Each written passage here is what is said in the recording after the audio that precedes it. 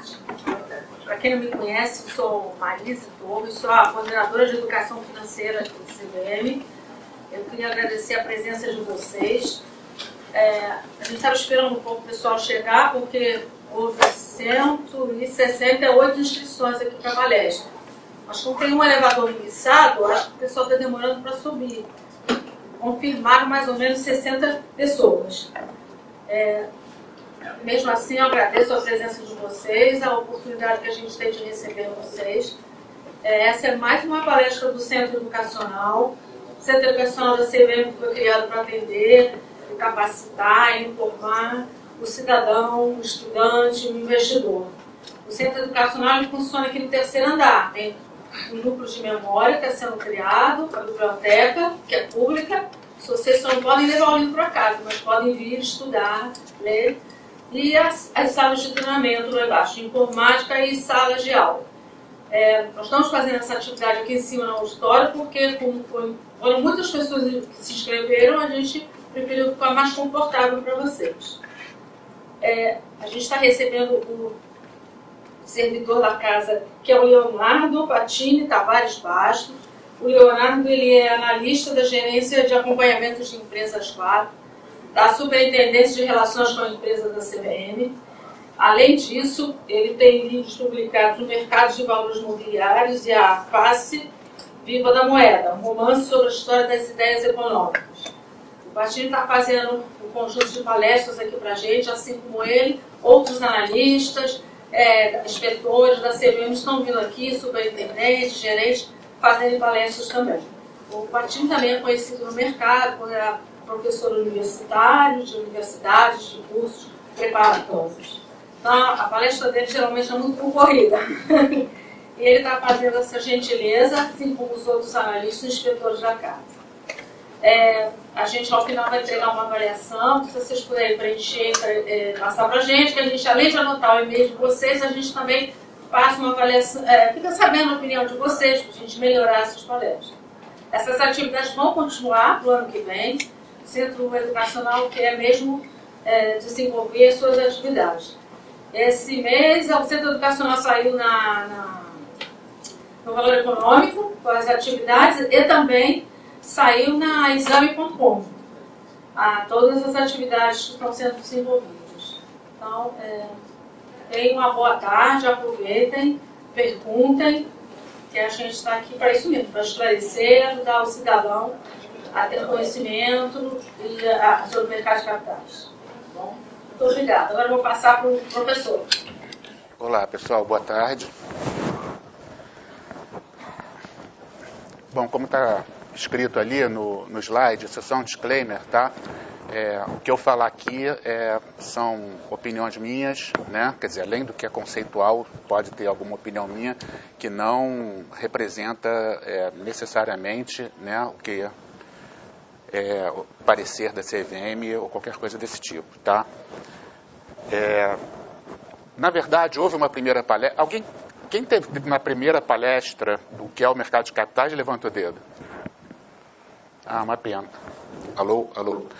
É uma pena, foi pouca gente, assim. Porque, na verdade, a ideia dessas palestras, não tem muito como deixar de ser, é que haja uma certa continuidade entre elas, né? Existe um ordenamento lógico, que a primeira, o que é o mercado de capitais, mostra mais a estrutura, como o nome está dizendo, realmente é o que é o mercado, como o mercado de capitais ou de valores mobiliários se insere dentro do mercado financeiro, que é uma coisa mais ampla, né?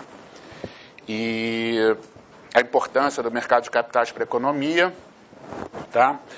Os principais valores mobiliários, ações, debêntures, e os demais também a gente dá uma olhada, e finalmente a gente dá uma introduçãozinha em mercado primário e mercado secundário, que é o que a gente vai ver hoje, né?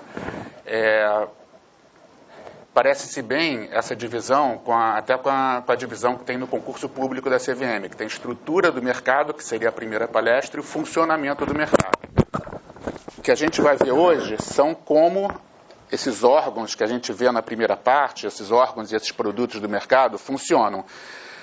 Mas como a maioria de vocês não esteve aqui, né, eu só vou dar uma pinceladazinha, tá, dizendo que da primeira palestra, falando um pouco assim, só da importância do mercado, que através do mercado de capitais, principalmente, né, além de outras funções, as companhias abertas, né, de capital aberto ao público, elas captam dinheiro junto ao público, né, captam recursos junto ao público, que no caso das ações, esse público, né, passa a ser acionista dessa empresa, né, ações pertencentes ao capital, ou seja, é uma forma de capitalização das empresas, dessas empresas, né, companhias abertas, obterem recursos para os seus investimentos sem ter que recorrer a empréstimos bancários, ou seja, uma atividade de desintermediação bancária, por isso que ela é muito importante e muito saudável para a economia.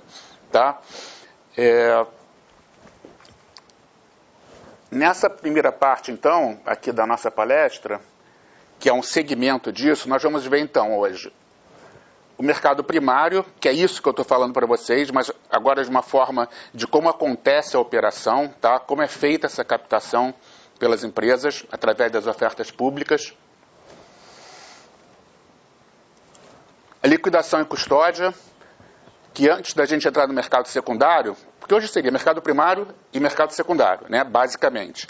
Mas antes de entrar no mercado secundário, que diz respeito principalmente às bolsas de valores, a todo aquele movimento de bolsa que a gente está acostumado a ver e tudo, a liquidação e a custódia é como se fossem os bastidores daquele teatro, mas que é importante a gente conhecer, né, daquele, vamos dizer, chamando de teatro, todo aquele movimento das bolsas, né, daqueles pregões, ainda mais quando era em viva voz, hoje em dia através de sistemas eletrônicos, tem que ter uma retaguarda para isso, para que tudo aquilo aconteça, que é a liquidação e custódia. Né? Depois, vamos entrar nos mercados organizados propriamente dito, que formam o mercado secundário, né? Mercado primário, o nome está dizendo, primário é quando o título é vendido pela primeira vez, o título novo, uma ação nova, ou uma debênture nova, recém-emitida, é vendida, né, ela é para subscrição junto ao público, tá? E quando o público adquire aquela ação, aquela debênture, no mercado primário, é o único momento em que os recursos entram diretamente para a empresa. Elas entram no balanço da empresa, né? No caso das ações, entram no capital, no patrimônio líquido, passa a ser um recurso da empresa, né? Ela se capitaliza, daí o nome mercado de capitais. No caso das debêntures, elas entram no exigível, né? Quer dizer, é uma dívida, mas com a grande vantagem de ser uma dívida de longo prazo, que vai dar tempo para que as empresas façam seus investimentos, né? Que ocorra a maturação desses investimentos. Tá? Por quê?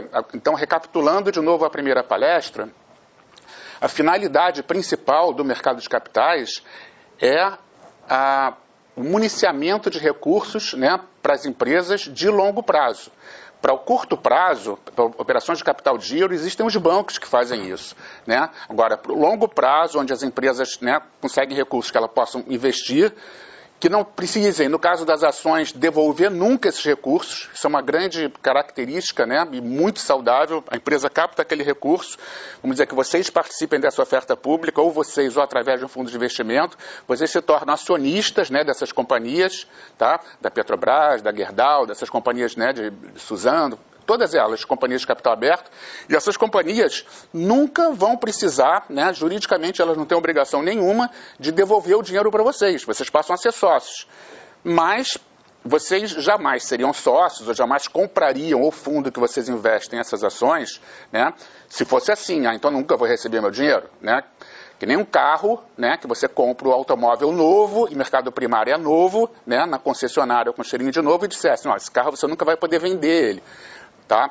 Então você não ia querer comprar esse carro. Então, para isso que existe o mercado secundário, que é o mercado onde esses títulos que vocês, né, os investidores, compraram, né, e o dinheiro foi para a empresa, como a empresa não vai devolver no caso das ações, ou no caso das debêntures, só vai devolver daqui a 4, 5, 6 anos, tem que existir um mercado para quem precise daquele dinheiro, daqueles recursos, possa se desfazer, né? Que nem ela se desfaz de um carro no mercado de veículos usados, certo?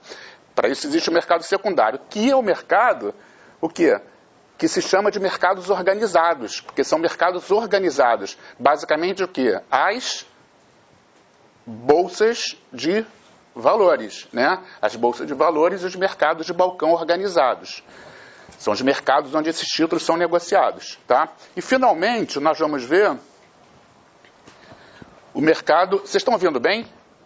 Então, o mercado à vista de ações, ou seja, por ser, vamos dizer assim, não digo nem o principal, mas o que tem mais a ver com tudo isso que eu estou falando, e você entendendo o mercado de ações, você entende os outros, você tem uma ideia do que são os outros, né? Seria o mercado principal em termos conceituais de mercado de capitais, né? Porque a ação, né, é um título de capitalização da empresa, né? Então, é através do mercado de ações, sem contar que é interessante para vocês, é mais estimulante, né? É o que as pessoas conhecem mais, que é o mercado de ações, saber como eles funcionam, como é que são essas ordens. Então, por isso foi o escolhido para cá. Mas a continuidade, como eu disse, essas palestras, elas têm uma sequência, né? A próxima seria um número 5 ali, né? Mas fica para a próxima palestra, seria o quê? Tem o mercado à vista e tem os mercados de derivativos, que não são à vista, não são para liquidação à vista. Quando você compra uma ação no mercado à vista, você tem que pagar imediatamente por ela. Ou se você vende, você recebe imediatamente esses recursos. Nos mercados de derivativos, isso não acontece. São todos mercados para liquidação futura, todos eles, mercado a termo, mercado de opções, tá? Mercado futuro, mas isso é na próxima palestra desvendando os derivativos. Aqui nós vamos parar no mercado à vista, certo? Então, o mercado primário, nós vamos enfocar basicamente, né, sempre a gente tem que fazer uma escolha, né, porque o tempo aqui é exíguo, então nós temos que fazer algumas escolhas. Existem ofertas públicas e privadas de valores imobiliários. Tá? Nós vamos enfocar mais as ofertas públicas, que é mais do interesse de vocês. As ofertas privadas, elas se destinam basicamente a quem já é sócio da empresa, né? Que eles têm o direito, eles têm a preferência na compra das ações quando é feito um aumento de capital. Nos dois casos há um aumento de capital, né? E os sócios atuais que têm a preferência, né? E as sobras podem até ser vendidas em leilão em bolsa, né? Já a distribuição pública é uma distribuição, como o nome está dizendo, aberta ao público, né? Mas são as duas formas de distribuição. E conforme eu, repetindo aqui aquilo que eu falei na primeira palestra, já que a maioria não veio, né?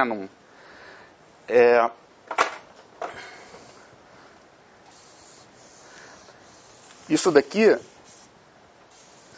vamos dizer que seja o passivo e o ativo da empresa, certo? Aqui é o exigível, são dívidas, exigível.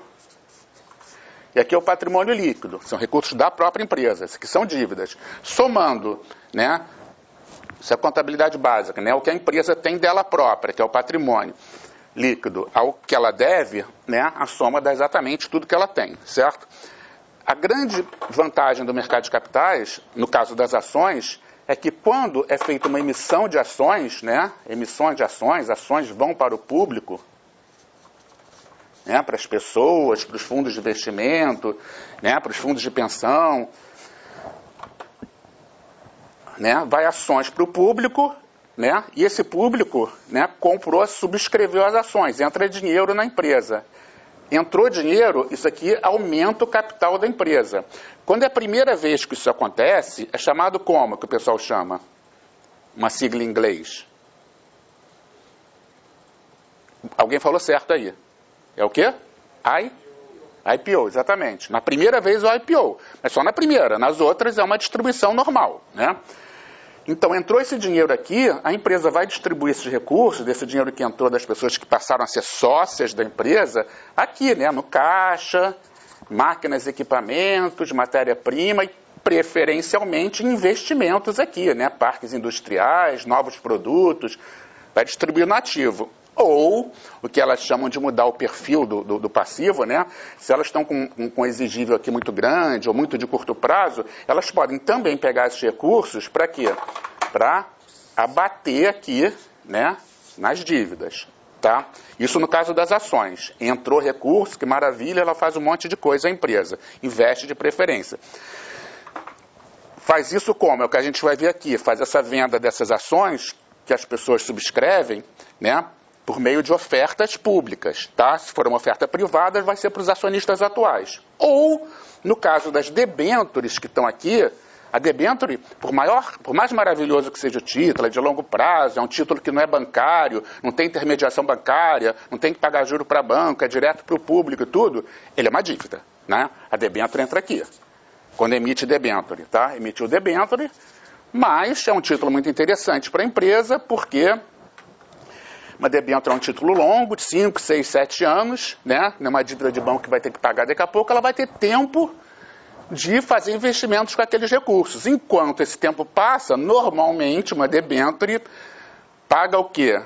Né? Que eles chamam de cupom, né? Com uma periodicidade normalmente semestral, paga um jurinho semestral, que nem a NTN do governo, fica pagando aqueles juros semestralmente, e no final, né, devolve o dinheiro aos investidores, ou aos fundos de investimento nos quais os investidores investem, que é mais comum no caso da debênture. A debênture é um título, né, ele é simples de entender, né, mas é um título não é tão acessível para as pessoas, né? Normalmente são vendidas em lotes grandes e tudo, então os fundos de investimento que compram as debêntures e nós, investidores dos fundos, somos proprietários indiretos, né, das debêntures. Mas é um título de dívida, mas é de longo prazo, tá?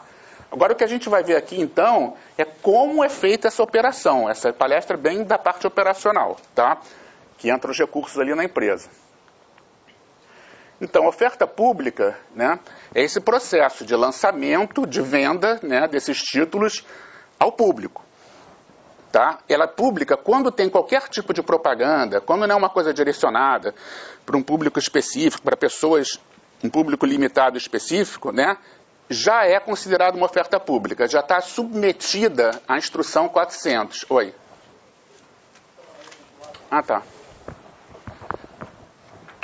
Quando eu precisar dele, então eu trago. Tudo aqui na CVM, gente, nessas operações, é regido por instruções, como a gente viu na primeira palestra, tá? Existem as leis, que estão em cima de tudo, né? A 6404, que é a lei das sociedades anônimas, a 6385, que é a chamada lei da CVM.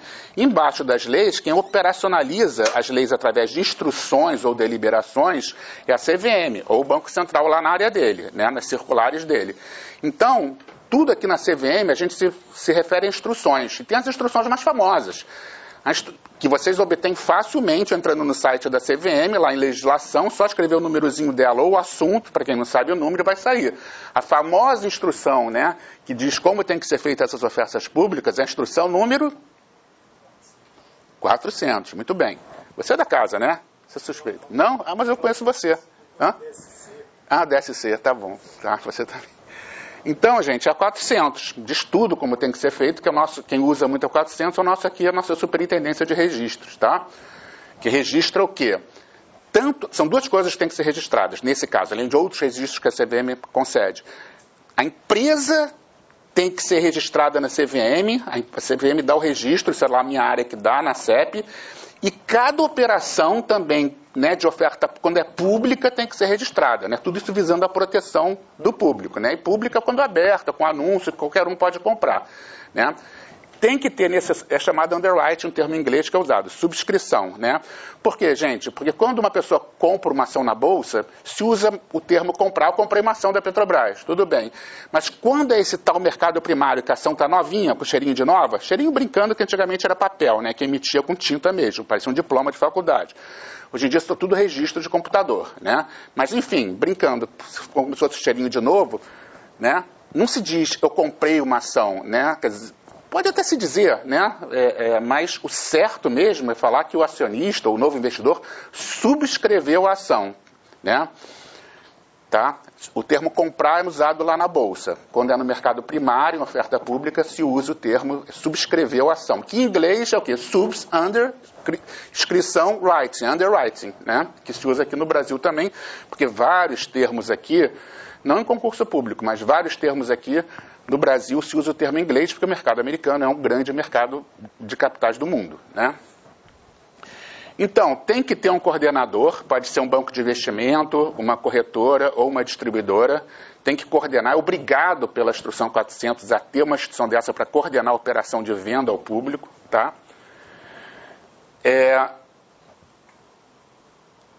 E A distribuição primária é normal, né, quando os títulos são novos, feito eu estou dizendo, que o dinheiro entra na empresa, mas existe também, seria uma exceção, né, assim, até parece uma contradição, mas é mais uma exceção, existe a distribuição pública, mas aí já é considerada secundária, de títulos que não são novos, já são dos acionistas. Por exemplo, há anos atrás, quando a Natura abriu o capital, ela não emitiu ações novas, feito é o normal, para captar aqueles recursos, né? Os sócios da Natura, né, no IPO da Natura, na primeira oferta pública, eles colocaram as próprias ações deles, uma parte, é lógico, né, dos controladores para ser vendida. Isso é chamado block trade, e é considerada uma operação de mercado secundário, uma exceção, tá?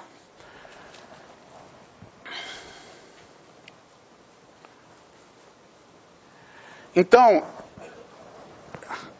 além dessa instituição que coordena toda a oferta, existem outras instituições coordenadas por essa instituição coordenadora, né, que pode ser um banco, normalmente é um banco de investimento, tá, que é o chamado pool, né, ou consórcio de distribuição.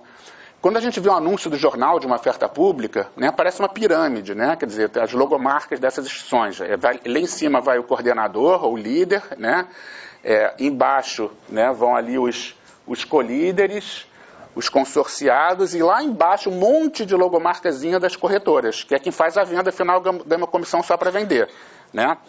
O coordenador, que ganha uma comissão já maior em cima da operação inteira, que normalmente é um banco de investimento, né, faz a organização, a relação com as outras instituições que estão embaixo, né, presta garantias. O que é prestar garantias? A gente vai ver até no próximo slide. A venda dessas ações, gente, no mercado primário, não é garantido que seja certo, que nem eu comparo muito com a coisa da concessionária de veículos novos, né? Os pátios das concessionárias não dizem, às vezes, quando o país está recebendo, o pátio da empresa tal está cheio, né? Não está conseguindo vender os carros novos, né? Nem sempre, isso é uma venda, nem sempre, dependendo ainda das condições do mercado, essas ofertas públicas estão bem sucedidas. Às vezes consegue vender só 60% do que foi ofertado, né? 70%, às vezes é muito concorrido, tem até fila, vende 100%, que nem encher esse auditório aqui, né? Pode estar cheio, pode estar vazio, né? E depende muito das condições gerais do mercado e de como o mercado vê aquela empresa, ainda mais se for um IPO, se for a primeira venda, se está confiando ou não que a comprar ação por aquele preço vai ser vantajoso, né? Então, a garantia entra aí. Essas instituições, elas podem, não necessariamente dão, o público gosta quando tem isso, elas podem, um banco desses aí, estar garantindo, tá, a compra. Se não vender, ela compra aquilo que não foi vendido, ou até compra logo tudo direto, que a garantia é firme, tá? Então, presta garantia se for o caso e faz o marketing da operação. É o que o pessoal chama de roadshow. É como se fosse uma caravana, né? Assim, hoje em dia as coisas são muito pela internet também, mas é uma caravana, é um jeito de falar, né? Mas são apresentações que são feitas para o mercado, principalmente para os analistas, né, de mercado, nas principais capitais do país, normalmente, mostrando um PowerPoint, mostrando lá os diretores da empresa e da instituição que está coordenando, né, e o diretor de relações com o mercado da empresa, apresentando, né, aquela companhia, dizendo, fazendo a venda, o marketing, né, dizendo que vale a pena comprar aquelas ações, né. Os colíderes são instituições, aí vem embaixo, a responsabilidade vai diminuindo, assumem o risco de um lote significativo, né? O líder assume 40% é por minha conta, né? Já o colíder fica com cada banco, ou tem uma corretora 10%, 5% cada um, vai diminuindo a responsabilidade, não coordena nada, tá? Além de, todos eles ali também ganham a comissão quando a venda for feita através deles, tá? Os consorciados também compram uma parte do papel e participam da força de vendas, tá? Eles compram, eles não estão garantindo se não vender, mas eles compram uma parte dentro do acordo. Isso é um contrato que é feito entre os bancos e as corretoras, né? Atribuindo responsabilidade para cada um. E, finalmente, os agentes de distribuição, que normalmente são as corretoras e distribuidoras, que são quem fazem a venda final, tá? Tipo, quando você quer comprar, a empresa X, né, vai fazer uma oferta pública e o preço está super bom. Quando o preço é bom? É quando o preço, gente, da oferta pública, ele é sempre, para companhias que já negociam, é sempre um pouco abaixo do preço que a ação está sendo negociada na Bolsa. Né? Por quê? Porque se for maior, ninguém vai comprar. Né? Você está me oferecendo ação nova, não é feito carro que o novo é melhor porque é 0 quilômetro. Uma ação nova, uma ação velha, né? Não tem novo e velho, elas valem a mesma coisa. Tá? Tem que valer a mesma coisa depois, mas no lançamento ela é vendida a um preço mais barato para estimular as pessoas a subscreverem aquele título injetando dinheiro na empresa. Tá? Então, essa venda é feita nas corretoras. Ou seja, os clientes, né, vocês, poxa, a empresa tal está fazendo uma venda com preço bom, bem abaixo do preço da Bolsa, você liga para a sua corretora e fala, reserva um lote para mim de 150 ações. Muitas vezes separado um lote para as pessoas físicas, para só os grandões, né, os fundos de pensão e tudo, tomarem tudo, para incentivar o mercado e a participação das pessoas físicas. Inclusive o novo mercado da Bovespa estimula isso, é uma regra do novo mercado, reservar, por exemplo, 15% do lote total de não sei quantos milhões de ações estão sendo vendidos fica reservado para as pessoas físicas. Aí você liga para a corretora e diz que quer comprar, né? Eles reservam lá a compra para você e depois você vai receber aquela ação ao preço, normalmente, a gente vai ver ali agora o preço do book building, né? Então, as corretoras fazem a venda final, ganham, sei lá, 0,5%, aí depende do acordo para fazer a venda. Os tipos de garantia, feito eu falei, tem a garantia firme. A garantia firme é quando, né, uma das instituições compra o lote inteiro que está sendo ofertado, né, compra o lote inteiro e revende depois, tá? Ou seja, garantiu totalmente aquela venda. Né?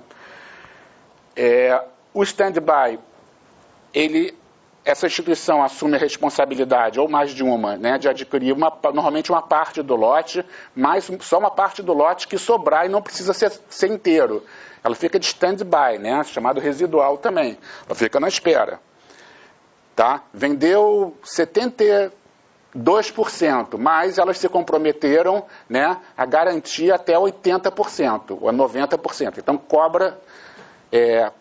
elas adquirem, subscrevem esse lote até 80%. O resto, gente, que até nos melhores esforços, não tem garantia nenhuma, uma oferta não sucedida, não bem sucedida, ou parcialmente bem sucedida, o que acontece com as ações?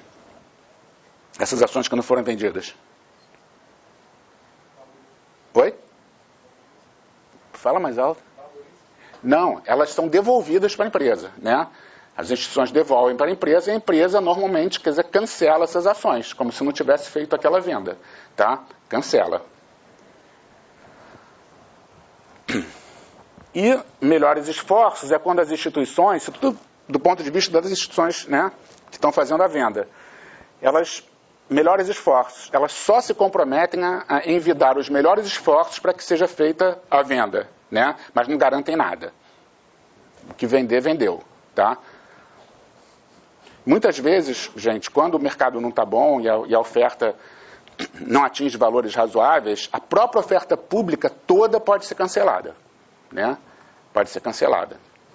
Quem subscreveu, quem fez a reserva, já está avisado que não vai mais ter. Né? Não vai mais ter aquela... As coisas às vezes têm metáforas simples, né? Tem uma palestra aqui, né? Se tiver 10 pessoas, não estou dizendo que vai acontecer isso aqui não, entendeu? Cancelou a palestra, né? Para 10 não vale a pena, né? Se fosse pago, né, não precisa pagar, ou se já tinha, a corretora exigiu que já fosse depositada uma margem, devolve, então é feito um cancelamento. O preço de emissão, o tradicional era no passado estipulado pela empresa, feito eu falei, isso até é bem normal nas ofertas privadas, estipula um valor, né? Com base em algum critério, né? O preço na bolsa da ação está R$ 54,80, foi o que fechou ontem. Né? Hoje vai decidir o preço da oferta pública. Fazer o quê? Aí decidem lá R$ 51, né? Por determinados critérios de valuation, né? Ou critérios mesmo das últimas cotações, decide um valor que seja um valor atrativo, né? Para o investidor comprar e não comprar na bolsa, e sim comprar na subscrição, tá? Então, a empresa estipula um valor, X. Mas o mais normal, gente, na oferta pública, né, na privada, continua sendo até assim, né? Na oferta pública, já há muitos anos, até décadas, né, até o jeito normal, a forma normal de fazer essa venda é através do book building, muito bem, do book building, né? O book building, pessoal, é assim, ele tem uma finalidade, foi uma coisa muito inteligente, né, que foi criada para tratar um negócio. Vamos dizer, se você vai vender seu carro e vai botar um anúncio no jornal, esse negócio de preço fixo tem um risco, né? Você vai, gastou anúncio lá no Jornal Globo, ou no Zap, se tiver que pagar, não sei o quê.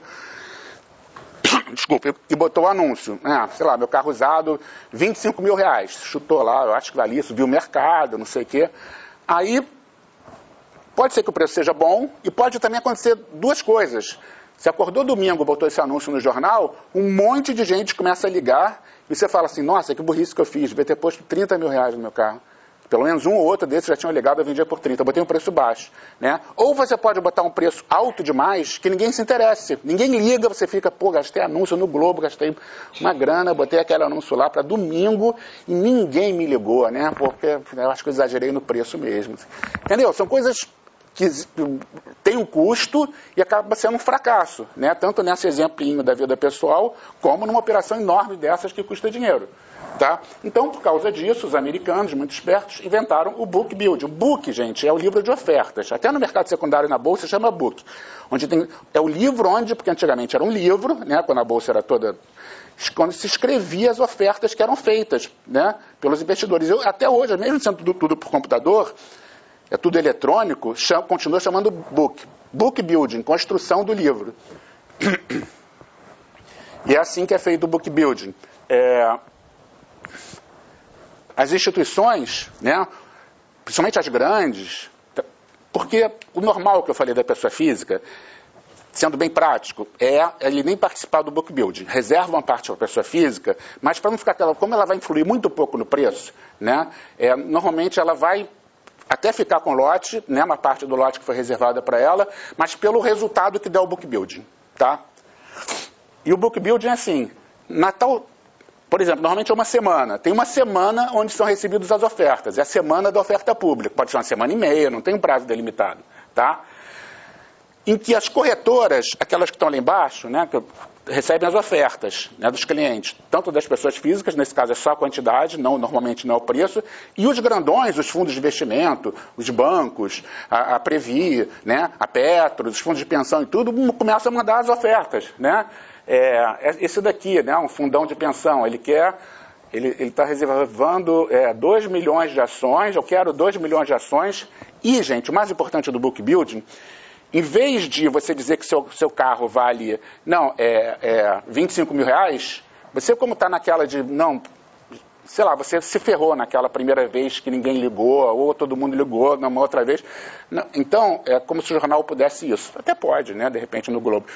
No book building, você fixa e bota lá no jornal e tudo, e todo o mercado sabe disso, um intervalo para o recebimento de ofertas, né?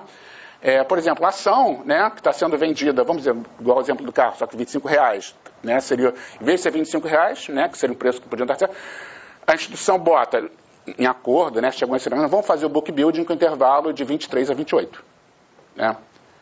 23 a 28 vamos receber as ofertas. Aí começa lá, a Previ, lá estou dando exemplo, gente, 2 milhões, né, com preço de 27. Elas não querem botar um preço baixo para não ficar de fora também, né? A outra lá, né, 1 milhão e 500 ao preço de 26, né? Um fundo menorzinho ali, né, de ações, ele só quis 300 mil reais ao preço, né, mais cauteloso, de 25,50. E vai, tudo isso é consolidado, as corretoras recebem, mas é consolidado no sistema lá do coordenador, né? Acabou a semana, acabou a semana do book building, tá?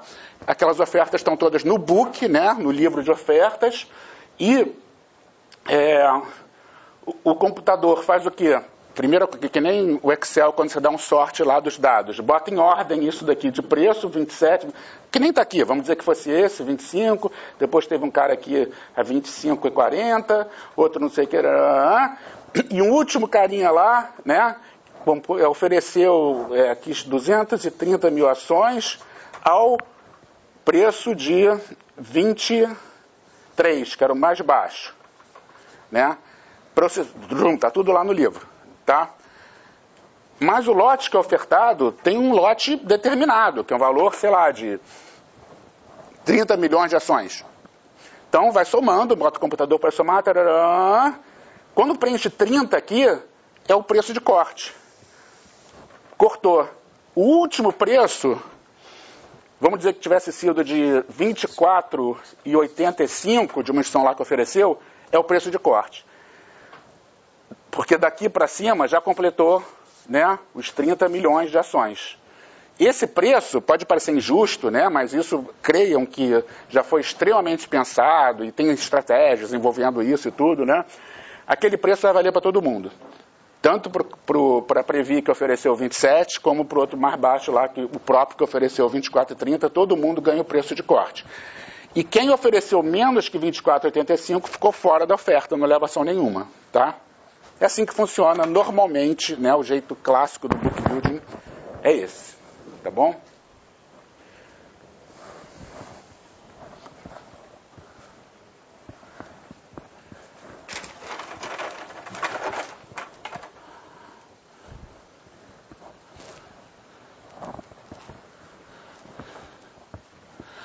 Eu já falei, o block trade é quando são ações que já existem, né, dos acionistas, eles podem fazer essa venda também, tá, até em IPO.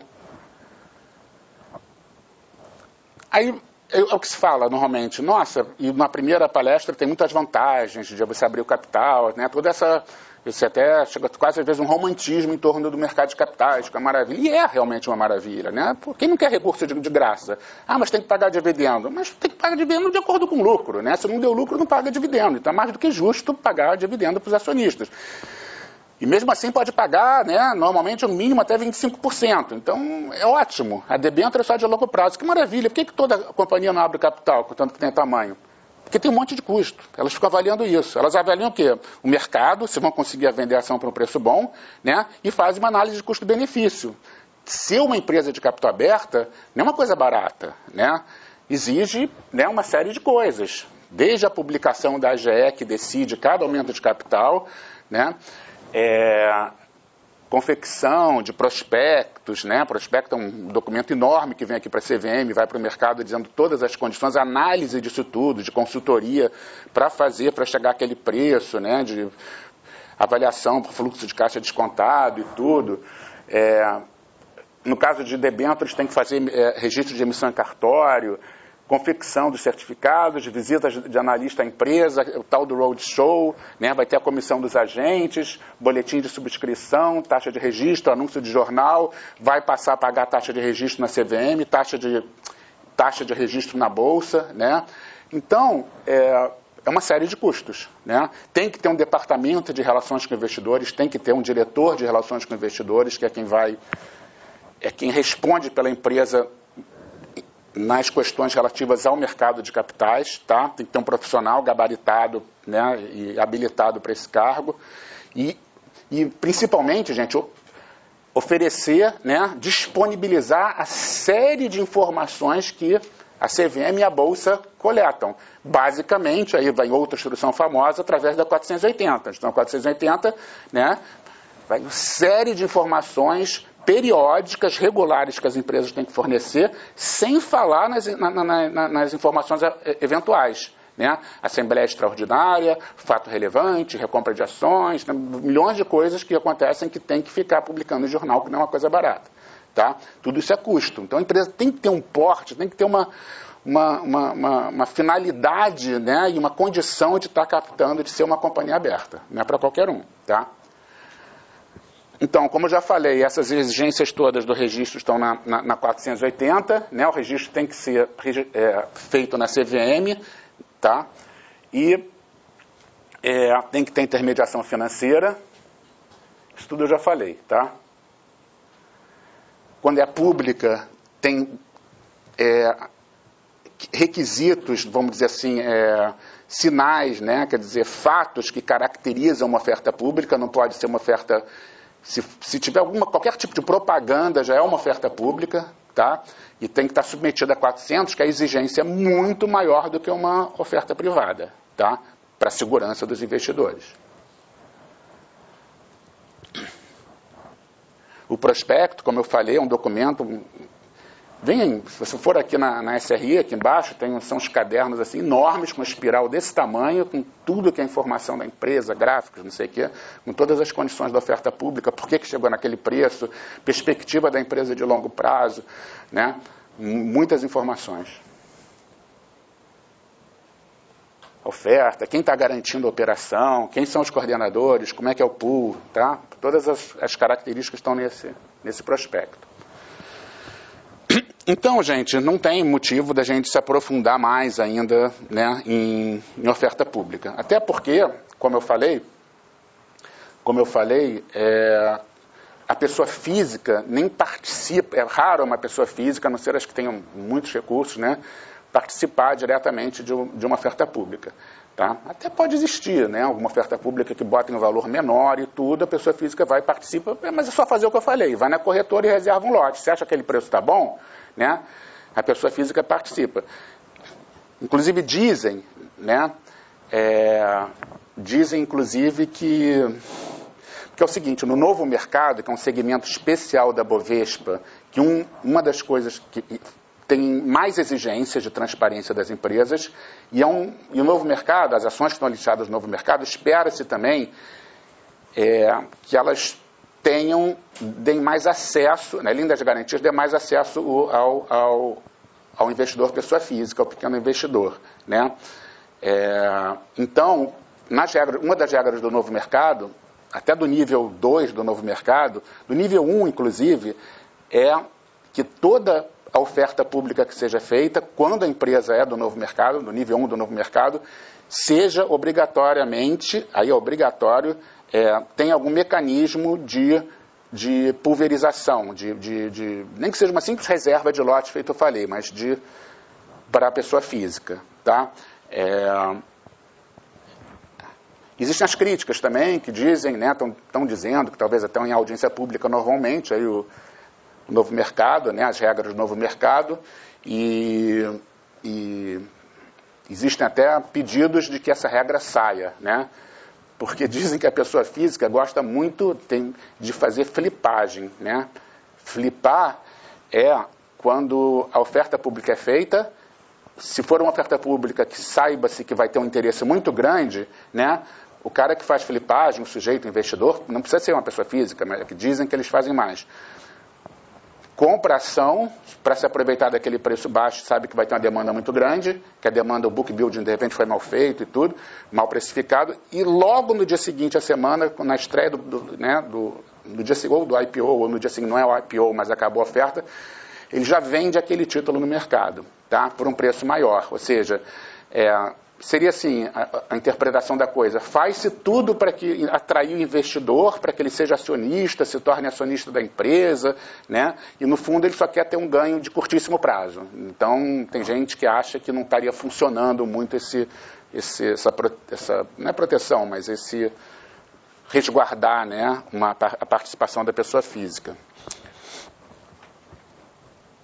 Bom, gente, então vamos começar a entrar na parte mais prática, né, porque tem mais a ver com as pessoas, né, que operam, tá, que seria o mercado secundário, porque a bolsa, né, o acesso é muito mais fácil, até através do home broker, qualquer um hoje em dia pode, né, operar até em casa. Tá? Mas a primeira coisa, antes de entrar nas operações, é a gente ver mais conceitualmente o que é uma bolsa de valores, tá, e como é que elas funcionam. Primeira coisa, por que se negociam ações?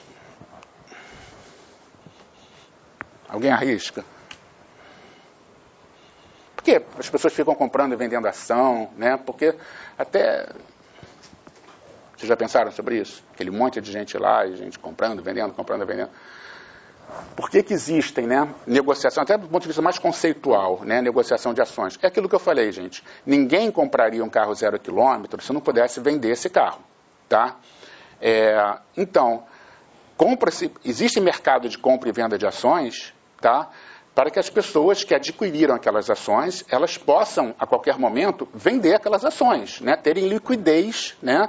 E transformar aquele investimento em dinheiro, porque precisam daquele dinheiro para alguma coisa, ou porque já acham que ganharam o suficiente. O motivo não importa, né? Porque que a pessoa vende um carro também não, o motivo é dela, né?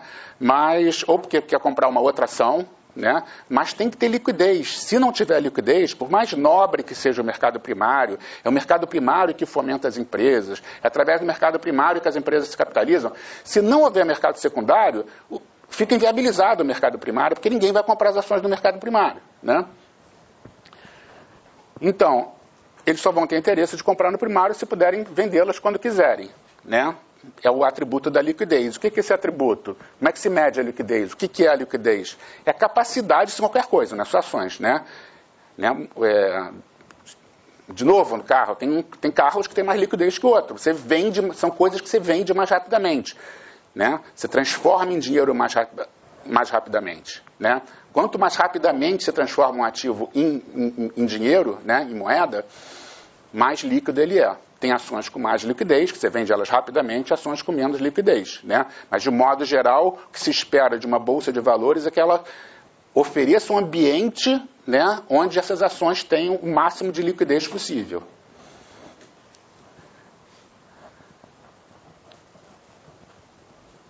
E o que ela tem que fazer? O que se espera de uma bolsa, né? Além da liquidez, né, que é óbvio, né, que ela tem que oferecer, ela tem que... porque é o seguinte, a liquidez, não estaria liquidez aí também? Seria liquidez, mas a bolsa, ela não tem a obrigação de dar liquidez. Ela tem que fazer o possível para que tenha liquidez a ação, tá? Quem vai dar a bolsa não tem culpa se um papel Y, um papel X, eles estão com pouca liquidez. O que ela tem que fazer é isso, né? A função da bolsa de valores é manter um local o mais adequado, o mais transparente possível, com informações a todo momento, né, de preço, de oscilação, de quanto está subindo, quanto está caindo, né, o índice da bolsa que reúne as principais ações, o máximo possível de informações para que o mercado, né, vocês, por exemplo, que estejam na bolsa, possam comprar e vender de maneira confortável, de maneira segura, né? Eu até incluiria segurança ali, manter transparência, né? Adequação, né? O ambiente tem que ser adequado, antigamente é ambiente físico, hoje em dia é eletrônico, é um sistema que não caia toda hora, né? Que não dê pau no sistema, né? Enfim, que funcione bem, rapidamente, tá? Inclusive, no mercado de bolsa, o delay permitido é de 15 minutos no máximo, né? Graças a Deus a BMF Bovespa, que é a bolsa aqui de ações, ela opera com delay instantâneo, muito menor do que isso, né? Mas até pela legislação, o máximo do delay o que é? É a distância de tempo entre que o negócio foi realizado e ele está disponível, visualização nos terminais, né, das corretoras. Esse é o delay, tá? Que pela legislação atual, da 461, né, são 15 minutos.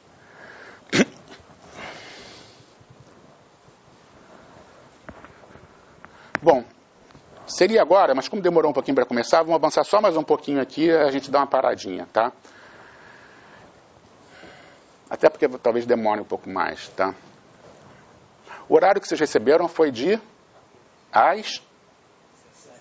então é até mais. Dá para fazer de uma forma mais confortável, tá? Era 2 horas a palestra, mas como ficou assim, vocês já se programaram. Enfim, gente, a história das bolsas, né, como uma ilustração, em tudo na vida, a gente saber da história ajuda um pouco, né? No mundo, a origem do nome, olha que coisa interessante. Vocês sabem de onde vem o nome bolsa? A primeira instituição que foi, não é nem uma instituição, era tipo um palacete de um nobre belga, né? Isso em 1490, né? Quer dizer, foi quase ali quando o Brasil estava sendo descoberto, a Bélgica já era um país com muito comércio e tudo, ali no meio da Europa, né? Então tinha um conde lá chamado Van der Bourse, que o brasão dele tinha uma bolsa. E no palacete dele eram feitos muitos negócios, com letra de câmbio, com metais, né? E com moedas estrangeiras, joias e tudo, e pedras preciosas, né? E como o brasão dele era uma bolsa, começou a se falar, não, está sendo feito um negócio lá na bolsa. E tinha muito negócio lá, porque realmente, né, era um local muito seguro, que se fazia operações, mas um local particular, né? Então, o motivo do nome Bolsa é esse Van der Bourse, que era um belga que tinha esse nome com brasão, a Bourse é bolsa, tá? As primeiras grandes bolsas foram até nesses países, mais ali do meio da Europa, né? Bélgica, né? Não só em Bruges, né? Que aliás é uma cidade... Foi em Bruges que esse conde vivia, que é uma cidade linda e maravilhosa, né? Toda medieval, muito bonitinha, já estive lá.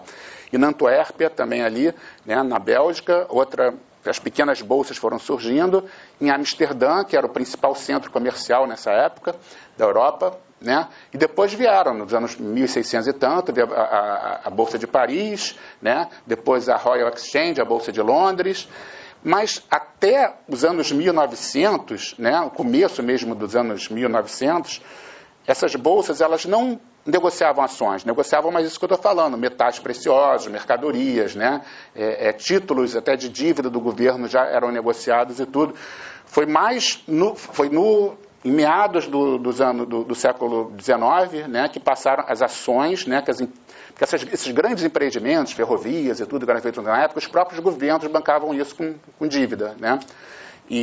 Mas aí começaram a surgir as grandes corporações. A maior bolsa do mundo hoje em dia não é tão nova assim. A Bolsa de Nova York ela foi fundada em 1790 e pouco, quase no século XX, e se transformou depois com os corretores que se reuniam lá na Wall Street já, mas de uma forma totalmente, né, de uma maneira informal, e se tornou a maior bolsa do mundo, né?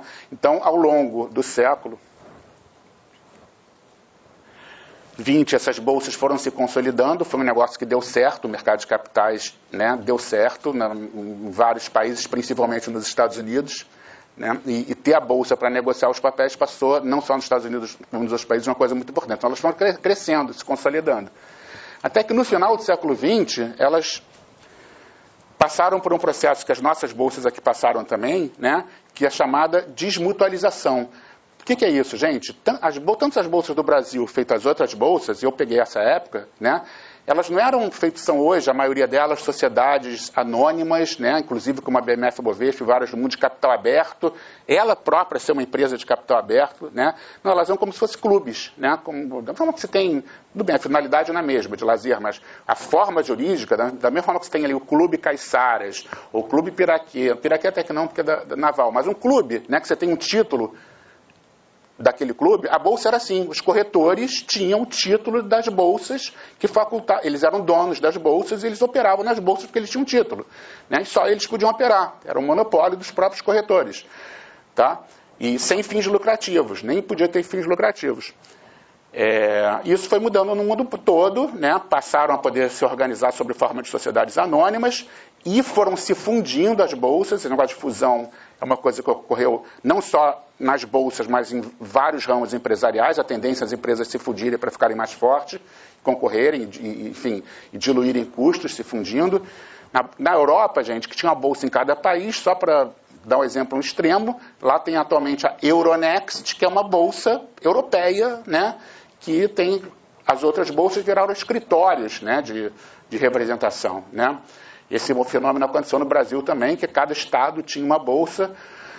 Isso aconteceu, gente, basicamente, o principal fator, além disso que eu estou falando de empresarialmente, a gente sabe que a fusão, né, diminui custo e tudo, né, elimina duplicidade, além dessa coisa toda, o fato dos mercados passarem a eles terem se tornado, com o desenvolvimento da tecnologia, eletrônicos, né, fez com que deixasse de ser necessário existirem bolsas locais, né? Tinha bolsa em Recife, eu fui superintendente geral da Comissão Nacional de Bolsas, eu ainda peguei o final disso, olha que coisa, né? Então conheci esses presidentes de bolsa, né, todos, e E tinham as bolsas, elas foram deixando de existir. A Bovespa foi comprando, transformando em escritório e tudo, não sei o que. Isso aconteceu no mundo inteiro, aconteceu no Brasil.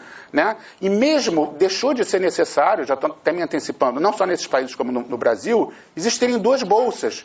Se tem um sistema, liquidez chama liquidez. Enquanto era tudo físico, né, você ficar gritando aqui, gritando lá, tudo bem.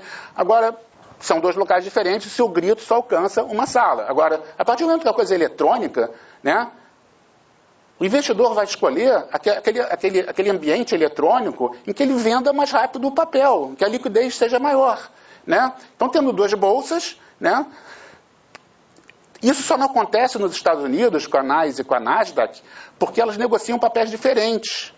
Né? Os papéis normais das empresas americanas, né, da General Motors, Ford, todas as grandes empresas americanas, são negociados na Bolsa de Nova York. Muito bem. E os papéis de tecnologia são negociados na Nasdaq. São coisas diferentes. Né? A Nasdaq pertence até hoje aos corretores, à Associação dos Corretores. A Nasdaq é National Association of Dealers, né? Os dealers, corretores, associados. Né?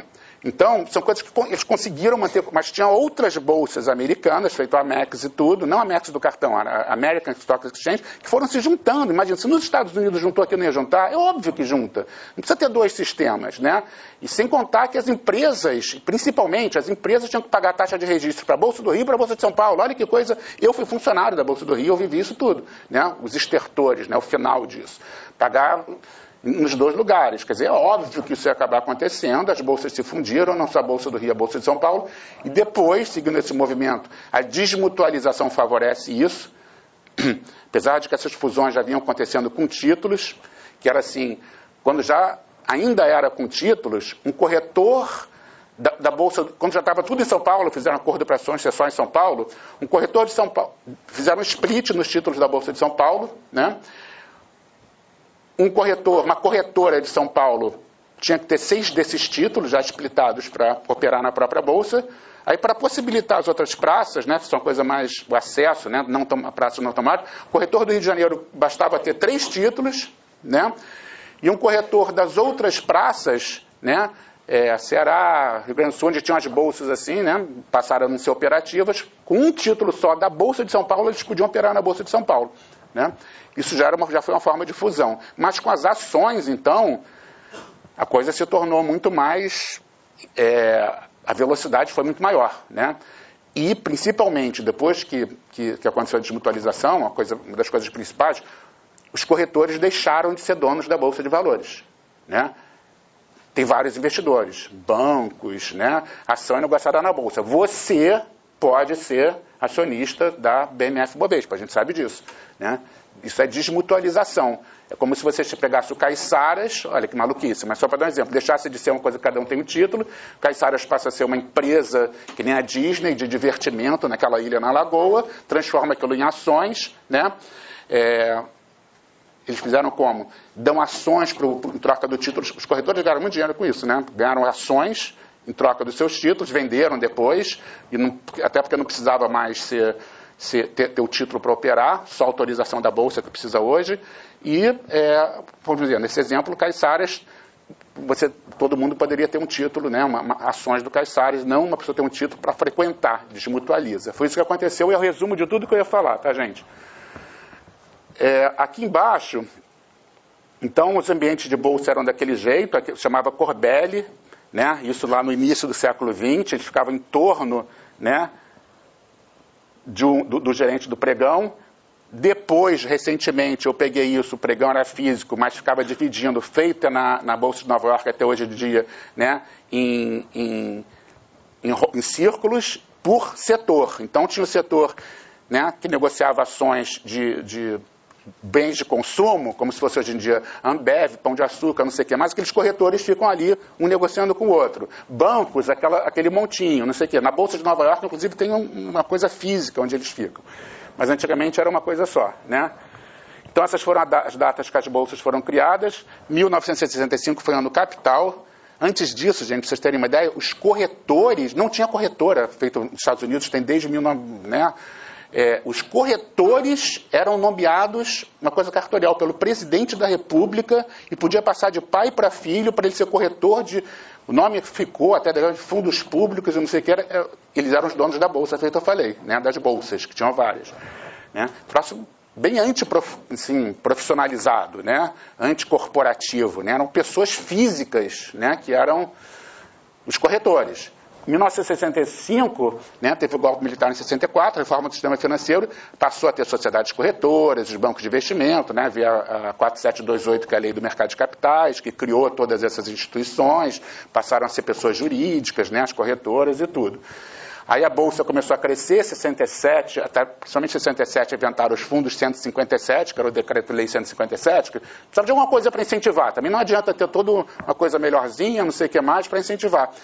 Aí o governo, né, criou na época um tipo de lei Rouanet da época para mercado de capitais, Decreto-Lei 157. As pessoas físicas e jurídicas, em vez de pagar imposto de renda, podiam optar por pegar aquele dinheiro que vai pagar por imposto de renda e aplicar em fundos 157 que tinham ações dentro desses fundos.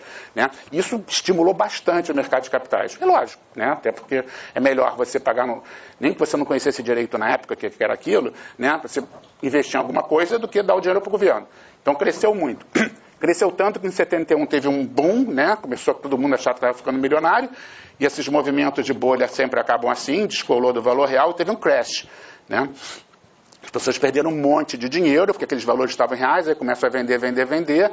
Né? As pessoas vendiam até casa, né, para comprar ações em 71, que juntou com Copa do Mundo, com clima de ufanismo e tudo. Então, as pessoas, que nem foi encilhamento no outro século, as pessoas entram nessas bolhas e perdem muito dinheiro. Né? Mas aí viram que o mercado estava desorganizado, porque as empresas também davam muitas informações que não eram, né, realistas. Aí teve uma nova reforma, que foi quando criaram a CVM, que está fazendo 40 anos agora, em 1976, criaram a CVM para organizar esse negócio. Né? Organizar o mercado. Aí veio também junto, em dezembro de 76, a Lei das Sociedades Anônimas. Né? Impondo várias obrigações para as companhias, tudo para se evitar, né, que o mercado não fosse uma coisa respeitada. Né? Enfim, gente, aí em 89 teve o caso Narras, que apressou o fim da Bolsa do Rio. Né? A Bolsa, né, praticamente quebrou em 89, foi um investidor aí que, né, quer dizer, as operações limparam a caixa da Bolsa do Rio, aí a coisa foi definitivamente para São Paulo. Em 2000 teve a integração das bolsas do Brasil, né, feito eu falei, que se juntaram em torno da Bovespa, a Bolsa de Valores. E 2007 a desmutualização, e 2008 a fusão entre a BMF Bovespa, né, que cuida dos derivativos, e a Bovespa. Tá? Agora sim a gente pode dar uma paradinha, tá?